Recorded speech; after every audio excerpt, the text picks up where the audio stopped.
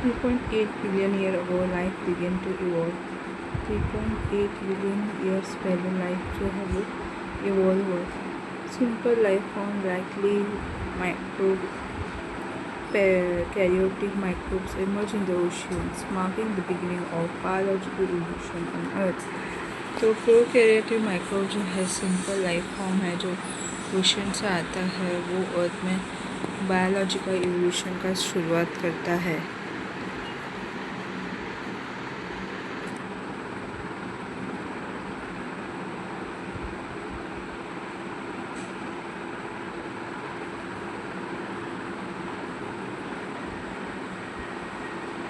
Climate change and Earth rotation. Scientific study confirmed that Earth's rotation affecting day length and axis orientation causing polar motion are shifting due to climate-driven factors.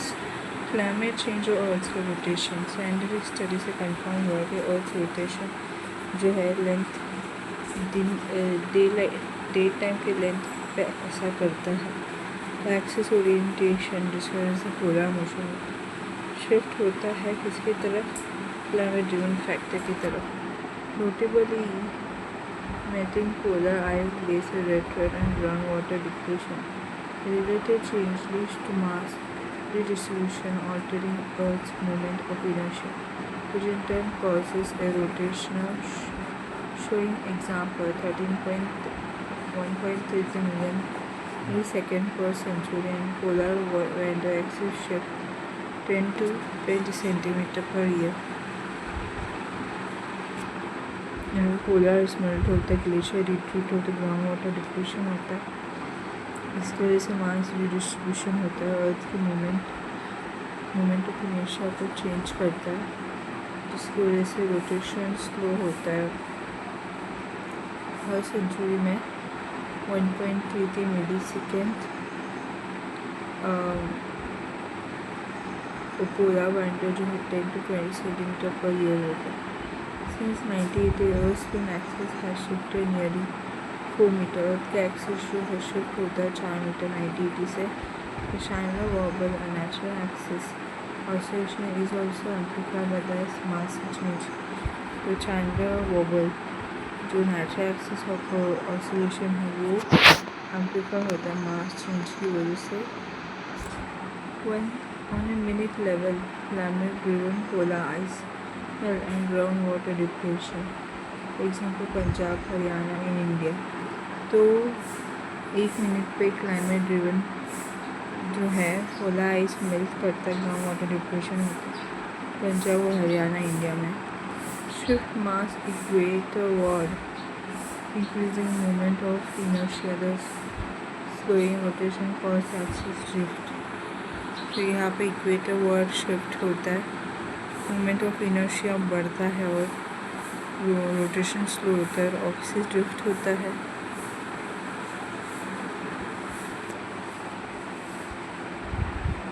Pole star. A pole star is a visible star nearly aligned with the rotation axis of an astronomical body for Earth Polaris north. Pole star invisible एक visible star है जो astronomical body के rotation axis में था. अर्थ के लिए Polaris जो है नॉर्थ होता है. If a person in a desert need to walk 5 kilometers east to reach their village and can locate the pole star.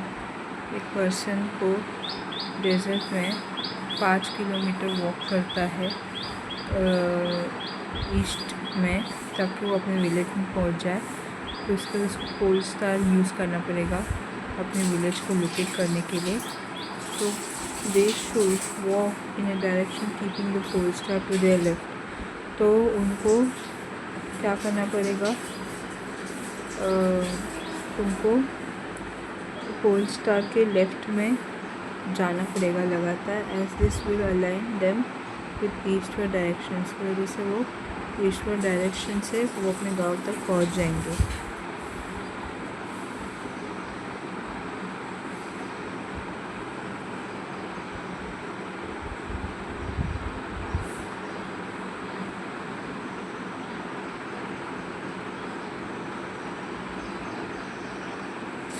when neighbor live on different day energy नोम, जब नेबर जो है अलग अलग दिन में रहता है एनर्जी और norms.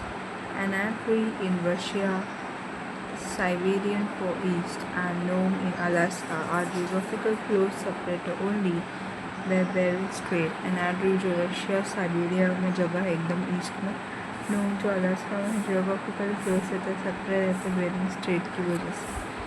Despite this proximity, they experience different calendar day was international day line run between them।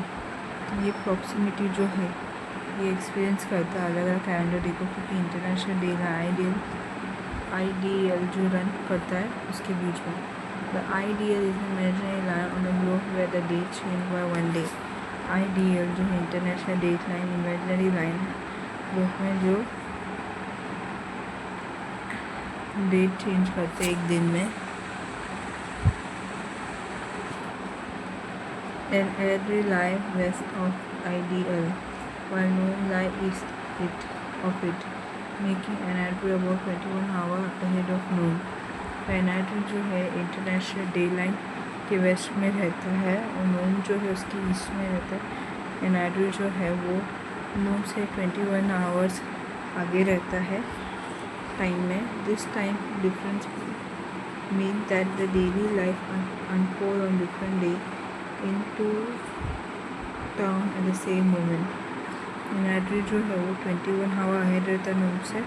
अलग अलग टाइम का मतलब है ये डेली लाइफ जो है वो अलग अलग डेट पे अनफोल्ड होता है दो अलग अलग टाउन में सेम मोमेंट में। In practical term, when it is Monday morning in energy, it is still Sunday in Nome, not Tuesday। तो प्रैक्टिकल टर्म में एनर्जी जो है वो मंडे मॉर्निंग में होता है और नोम जो संडे में होता है, ट्यूसडे नहीं होता। Crossing the ideal from west to east move the calendar backward by one day. इसकी वजह से वेस्ट से लेकर ईस्ट तक कैलेंडर एक दिन पीछे जाता है। Illustrating how geography and global time keeping can takes place neighbouring community on different day all together. इसकी वजह से समझ में आता है जियोग्राफी ग्लोबल टाइम कीपिंग जो है वो नेबरिंग कम्युनिटी को अलग अलग दिन में लेके आता है।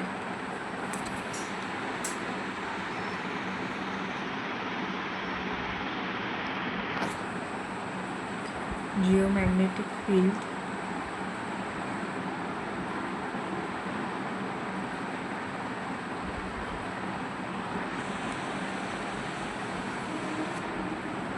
Earth's geomagnetic field. It is the field of a magnetic dipole currently tilted at an angle of about 11 degrees with respect to Earth's rotation axis, as if there were a bar magnet placed at the angle at the center of the Earth। तो ये जो अर्थ geometric field जो है magnetic dipole field है जो tilt होता है 11 degree angle में अर्थ के रोटेशन एक्सिस से, और ऐसा लगता है कि जैसे कि अर्थ के सेंटर पे 11 डिग्री एंगल में बार मैग्नेट रखा है। तो ये मैग्नेटिक फील्ड, ये जियोमैग्नेटिक फील्ड होता है। इसमें बार मैग्नेट नॉर्थ और साउथ रहता है, 11 डिग्री टिल्टेड रहता है।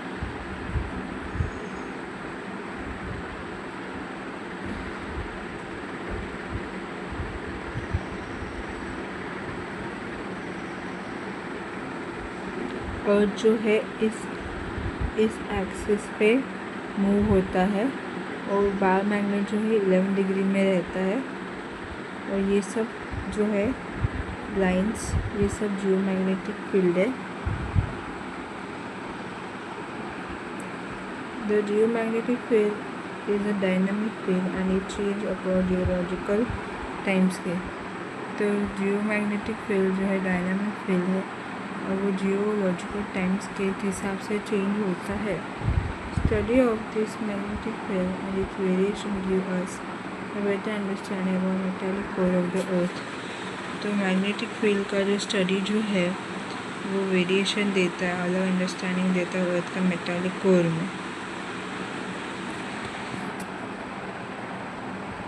The intensity of geomagnetic field is the greatest near the pole and weaker near the equator. Geomagnetic field का इंटेंसिटी जो है ज़्यादा रहता है पोल के और इक्वेटर से काफ़ी कमज़ोर रहता है.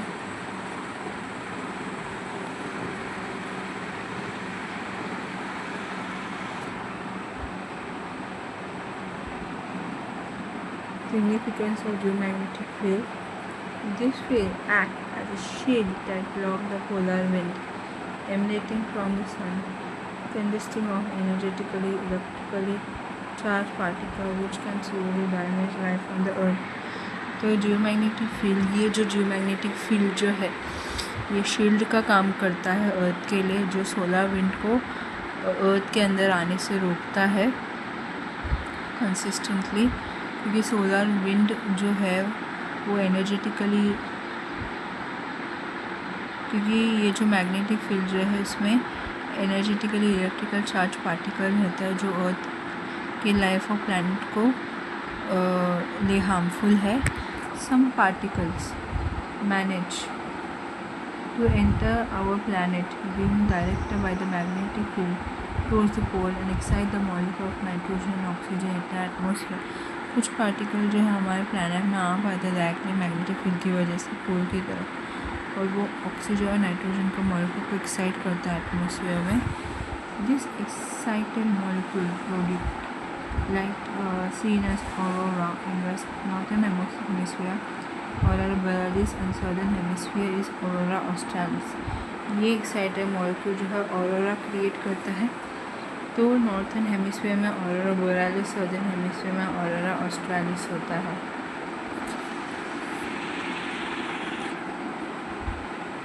Help in navigation by use of compass. इसे नेविगेट कर सकते हैं कंपास यूज़ करके. Magnet to perception, some animal can use this magnetic field to navigate while migrating over long distance. Magnet to perception, कुछ एनिमल जो है magnetic field use करते हैं जैसे माइग्रेटरी बर्ड्स माइग्रेट करते हैं लॉन्ग डिस्टेंस तक. The study of palaeomagnetism provide us with information about the past record of geomagnetism and the age of rock on the surface of the planet. Palaeomagnetism का study जो है information provide करता है जहाँ पे जियोमैग्नेटिज्म का past record रहता है और प्लैनेट सरफेस पे जो रॉक एज होता है. It also helps in developing the theory of sea floor spreading and plate tectonic. ये हेल्प करता है sea floor spreading और plate tectonic theory डेवलप करने में. Geomagnetic field is the cause of formation of magnetosphere around the earth. Geomagnetic field जो है इसकी वजह से अर्थ के आसपास मैग्नेटोस्फीयर फॉर्मेशन होता है.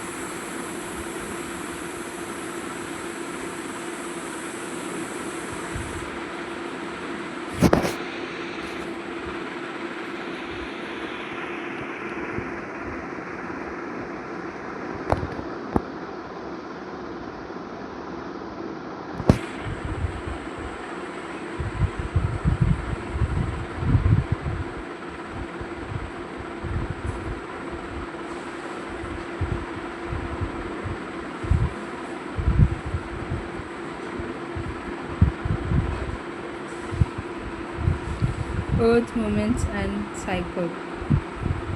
Revolution of Earth. Definition: Earth revolves around the sun in an elliptical orbit. तो अर्थ का रेवोल्यूशन, अर्थ जो रिवॉल्व होता है सन के आसपास एलिप्टिकल ऑर्बिट्स में. Perihelions and aphelions. Perihelion closest to the sun January 3rd. Perihelion Sunday sun के नज़दीक होता है जो जनवरी 3rd में होता है. एपिहेलियन जो सन के दूर रहता है जुलाई 4th में होता है. Seasonal change occur due to Earth's actual tilt 23.5 degree and its changing position around the sun's effect. Season change होता है Earth's actual tilt में 23.5 डिग्री और चेंज होता है पोजीशन सन के आसपास. Daylight variation, the length of day and night vary throughout the year, with region near the pole experience continuous daylight and darkness for months. तो day light variation जो है दिन और रात का लेंथ पूरे साल भर, तो रीजन जो है पोल के नज़दीक रहता है वो डे लाइट या डार्कनेस एक्सपीरियंस करता है पूरे महीने में।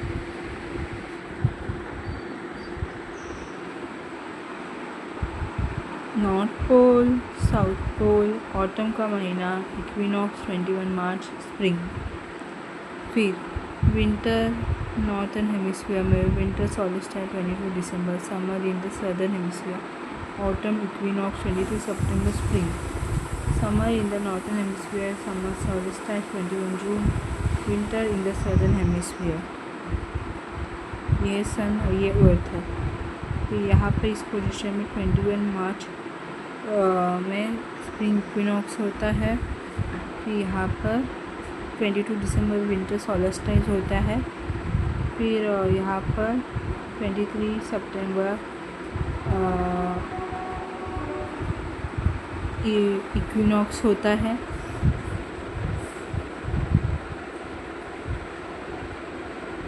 तो 21 जून में समर सॉल्स्टिस होता है।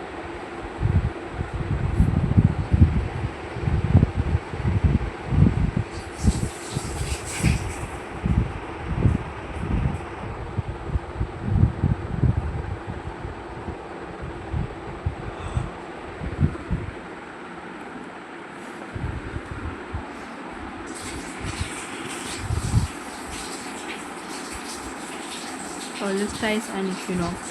Solstice, the point during Earth's orbit where the sun reaches its highest or lowest point in the sky at noon, resulting in the longest or shortest day of the year.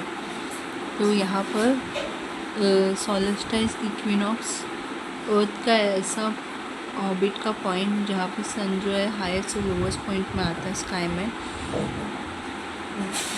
नून के वक्त, मतलब 12 बजे के, जिसकी वजह से साल का लॉन्गेस्ट और शॉर्टेस्ट डे होता है। तो ये मार्च इक्विनॉक्स, स्प्रिंग इक्विनॉक्स होता है। यहाँ पे डे टाइम ज़्यादा होता है। सितंबर इक्विनॉक्स, फॉल इक्विनॉक्स, यहाँ पे डे टाइम कम होता है।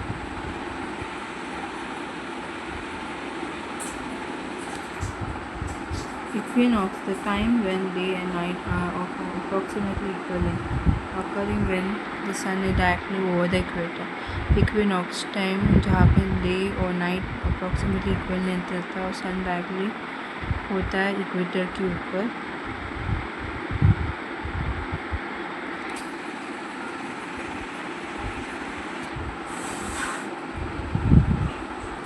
Solstice and equinox.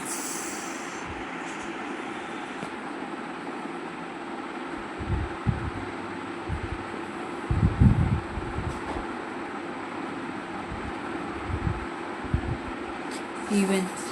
They approximate day light in the northern hemisphere, daylight in the southern hemisphere. Arctic circle 66.5 degree north, Antarctic circle 66.5 degree south. Summer solstice June 21 में होता है। Longest day रात के दिन का time रहता है। शॉर्टेस्ट डे कम day light होता है सदर्न हेमिस्फीयर में। नॉर्थन हेमिस्फीयर में डे टाइम ज़्यादा होता है। तो आर्कटिक सर्कल में 24 आवर डे टाइम लाइट होता है। अंटार्कटिक में 24 आवर डार्कनेस होता है। Winter solstice December 22, shortest day, least daylight, longest day, most daylight, 24 hours of darkness, 24 hours of Arctic circle में 24 hours of darkness होता है। Antarctic circle में 24 hours of daylight होता है।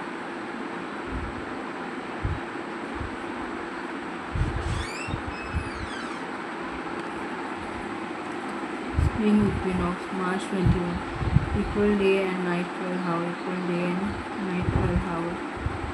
Arctic circle 12 hours of daylight और Antarctic circle 12 hours of daylight होता है। Autumn equinox, September 23, equal day and night 12 hours, equal day and night 12 hours, 12 hour daylight, 12 hour of daylight.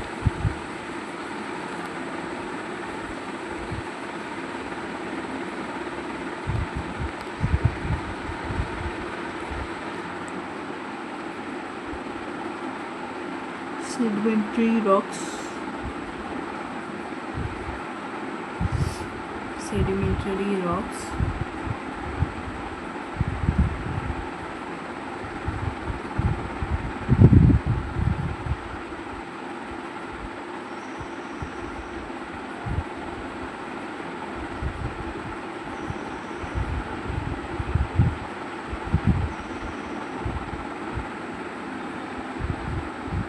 Organically formed from biological process or accumulation of organic material. Organic material का accumulation से biological process होता है. Chalk composed of calcareous remains of marine organisms, ये CO3. तो ये कैल्शियस marine organism का कैल्शियस remains से बनता है. CO3 calcium carbonate. In the context of effect of water on rock, chalk is known as very permeable rocks, whereas clay is known as quite an impermeable permeable rocks. तो यहाँ पर जो water का जो effect जो रहता है rock पे,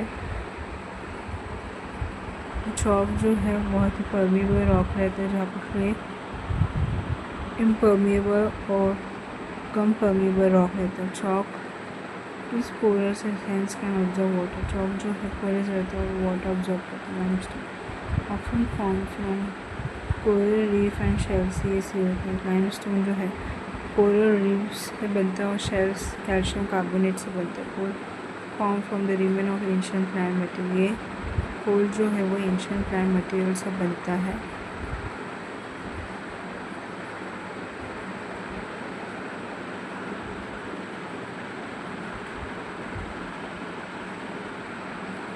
Continental drift theory.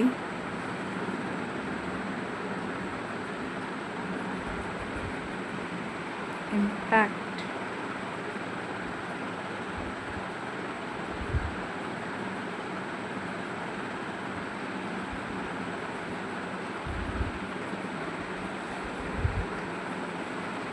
Impact on biological evolution. The separation of landmass significantly influence the evolution and distribution of organisms. यहाँ पे लैंड मासेस का सेपरेशन होता है जो इन्फ्लुएंस करता है ऑर्गेनिज्म का एवोल्यूशन और डिस्ट्रीब्यूशन को. For example, fossil evidence show similar species across continent are separated by oceans. तो फॉसिल एविडेंस जो है वो ऐसा स्पीशीज़ दिखाता है वो सेपरेट होता है ओशन की वजह से, suggesting common ancestor before the separation से पहले कॉमन एंसेस्टर होता है. This idea is crucial for understanding bio geography and distribution of species. ये आइडिया जो है क्रूशियल है बायो जियोग्राफी और स्पीशीज़ का डिस्ट्रीब्यूशन समझने के लिए.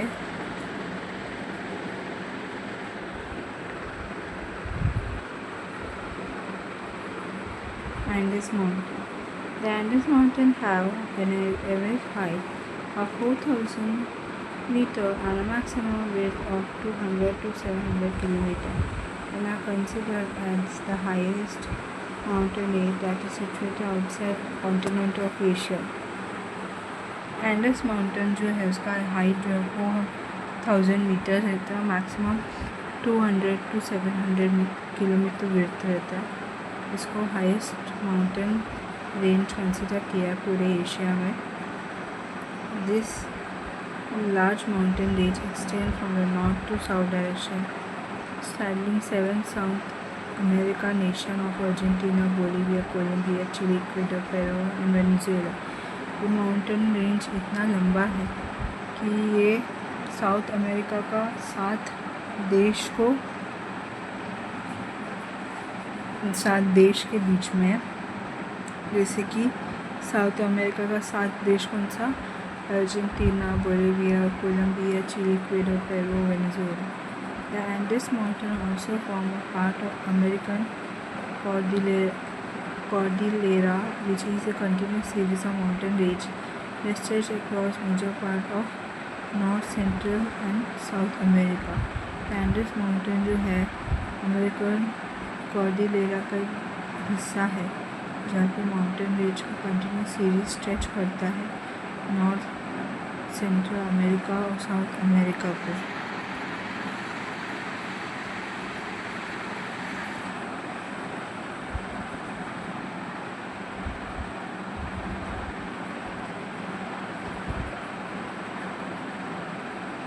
Magma and lava volcanism. Magma is classified based on its silicon dioxide content to determine its viscosity, resistance to flow, eruption style and the type of rock it formed. Magma classic होता है, base होता है silicon dioxide content में, determine करता है इसको viscosity को, flow के रेजिस्टेंस को, इरप्शन स्टाइल, जो टाइप ऑफ रॉक फॉर्म होता है, volcanic eruption content, pyroclastic debris, ash, dust, nitrogen compound, sulphur compound. Volcanic eruption में पायरोक्लास्टिक डेब्रिस होता है, ऐश और डस्ट होता है, नाइट्रोजन कंपाउंड, सल्फर कंपाउंड होता है।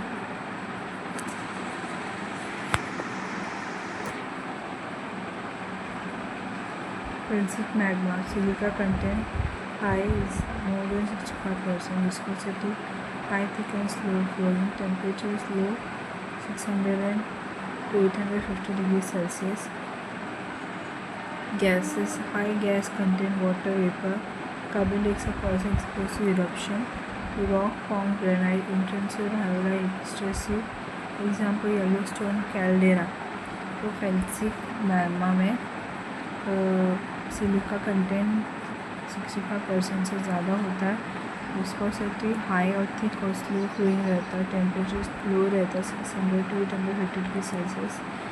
गैसेज जो रहता है high gas content, water vapour, carbon dioxide, explosive eruption होता है, रॉक्स फॉर्म जो है granite, intrusive, rhyolite extrusive, Yellowstone caldera use होता है फेल्सिक मैग्मा में।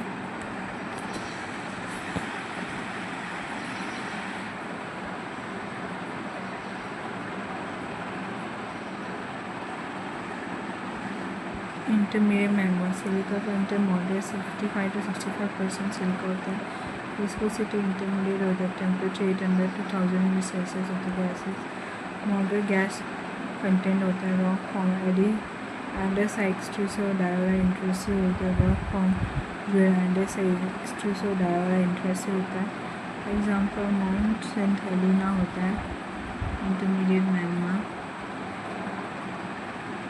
Mafic magma, silica content low 45 to 55%, silicon dioxide होता है, viscosity low, radiative temperature high 950 to 1002 degree Celsius होता है, गैस लो गैस कंटेंट होता है, रॉक फॉर्म बैसा एक्सट्रूसिव गैब्रोस इंट्रूसिव होता है, रॉक जो फॉर्म होता है बैसा एक्सट्रूसिव गैब्रो इंट्रूसिव रहता है, एग्जाम्पल हवाई वोल्केनोस होता है।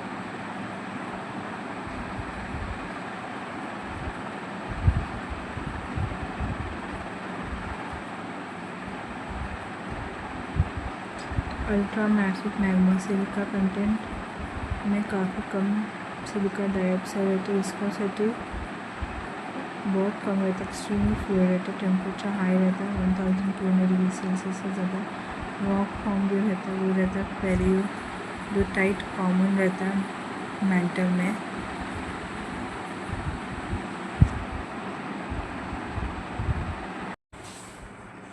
Type of volcano based on periodicity of eruption. Active volcano frequent eruption often around ring of fire.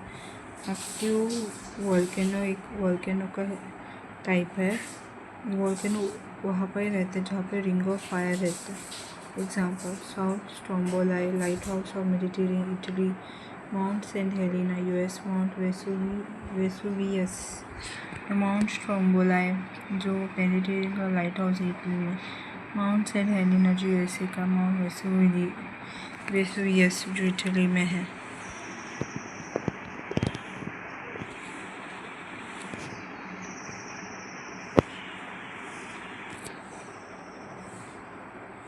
Dormant volcano inactive but can erupt in future. Example Mount Kilimanjaro Tanzania. Mount Kilimanjaro Tanzania जो है inactive है लेकिन वो कभी भी erupt हो सकता है फ्यूचर में। Extinct volcano inactive since the distant past. In most cases, the crater of the volcano is filled with water, forming a lake. तो यहाँ पे एक्सटिंक्ट वोल्केनो ये इनएक्टिव रहता है, डिस्टेंट पास मतलब बहुत साल से इनएक्टिव है। वोल्केनो का क्रेटर वैसे भी पानी से भरा हुआ है क्योंकि उसमें लेक फॉर्म हुआ है। तो Mallorca is the highest island of the Balearic island, an autonomous community of Spain in the western Mediterranean Sea and is not the part of Italy. मेलोर्का या मेजोर्का जो है ये बैलेरिक आइलैंड का सबसे बड़ा आइलैंड है। ये स्पेन का ऑटोनोमस कम्युनिटी से है, वेस्टर्न मेडिटेरियन सी से, ना कि इटली का। Normandy is a historic cultural region in northern France, international known for D-Day landing during World War II। Normandy जो है काफ़ी हिस्टोरिकल कल्चर रीजन है नॉर्थ फ्रांस में। यहाँ पे वर्ल्ड वार 2 को ख़त्म करने के लिए D-Day स्टार्ट हुआ था नॉर्मैंडी में। Sardinia is the second largest island in the Mediterranean Sea after Sicily, an autonomous region of Italy. Despite its proximity of French territory like Corsica, it is not a part of France। सार्डिना जो है Mediterranean सी का सबसे second largest island है और Sicily जो है सबसे बड़ा आइलैंड है मेडिटेरियन में। ये सार्डिना जो इटली का ही रीजन है वो भी फ्रांस से काफ़ी नज़दीक है, जैसे कि कॉर्सिका, लेकिन ये फ्रांस का हिस्सा नहीं, इटली का हिस्सा है सार्डिना आइलैंड।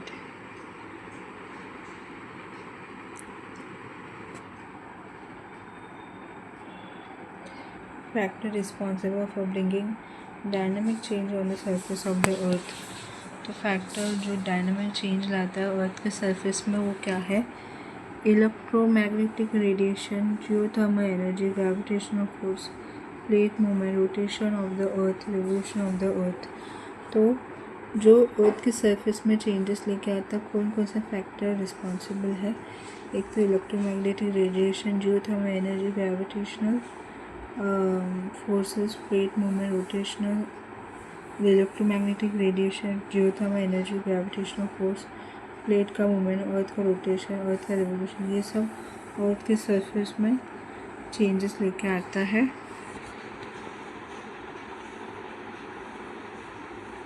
ये किसके अंदर आता है? Exogenic forces, land wearing forces के अंदर, endogenic forces land building forces है।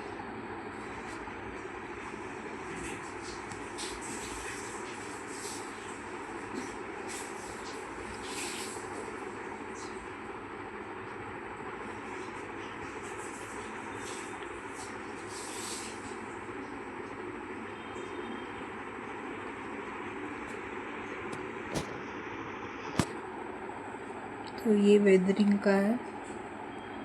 वेदरिंग क्या? Weathering is defined as mechanical disintegration and chemical decomposition of rock through the action of various elements of weather and climate is an in situ or on-site process।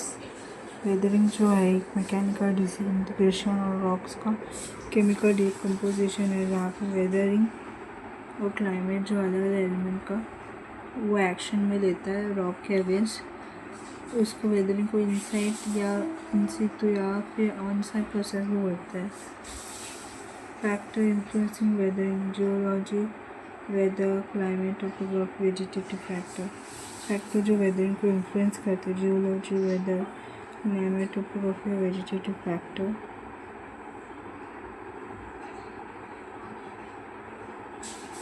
Weather process है classified in the following category. Weathering process जो है classify होता है अलग अलग categories में।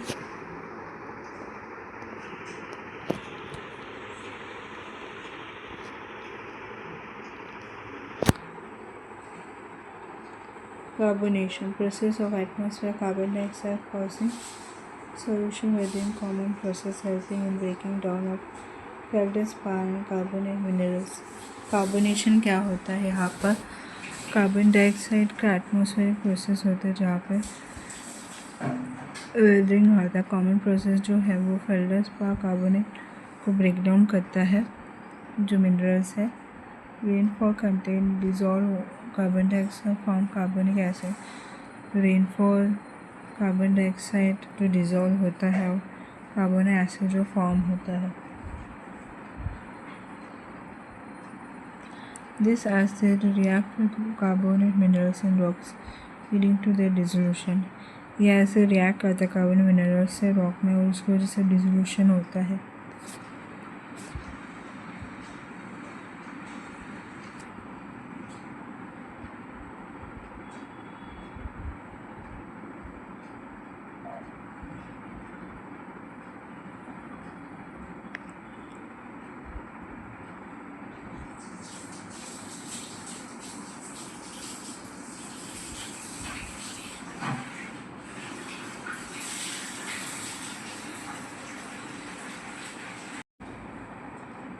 Lakes are unevenly distributed across the northern and southern hemisphere, reflecting difference in tectonic settings and regional geography. लोग जो unevenly distributed है नॉर्थ और सदर्न हेमिस्फीयर में, इसमें टेक्टोनिक सेट और रीजनल जोग्राफी का फ़र्क को रिफ्लेक्ट करता है। Lake Tanganyika, located south of equator, one of the world's oldest and deepest lake, formed about 9 to 12 million years ago along the western branch of East African Rift Valley. Lake Tanganyika जो equator के south में located है, दुनिया का सबसे पुराना और deepest lake है जो फॉर्म हुआ था 9 से 12 करोड़ साल पहले, जो ईस्ट अफ्रीकन रिफ्ट वैली के वेस्टर्न ब्रांच में है। It is shared by Burundi, the Democratic Republic of Congo, Tanzania and Zambia. तो ये लेक जो है ये कहाँ पर लोकेटेड है? ज़ाम्बिया, टंजानिया और बुरुंडी और democratic Republic of Congo.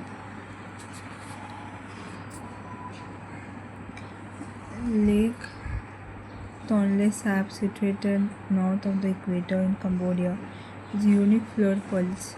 Lake whose size expands dramatically during the monsoon due to its connection with the Mekong River. तो लेक टोनले सैप जो है जो इक्वेटर के नॉर्थ में रहता है कंबोडिया में, फ्लड जैसा लेक रहता है, उसका साइज एक्सपेंड रहता है ड्रामेटिकली मानसून के वक्त, और उसका मेकोंग रिवर के साथ कनेक्शन होता है। Patos lagoon in southern Brazil, lying south of the equator, is one of the largest lagoon systems in the world and reflects coastal geomorphic process rather than tectonic origin. Patos lagoon जो है southern Brazil में होता है, equator के south में,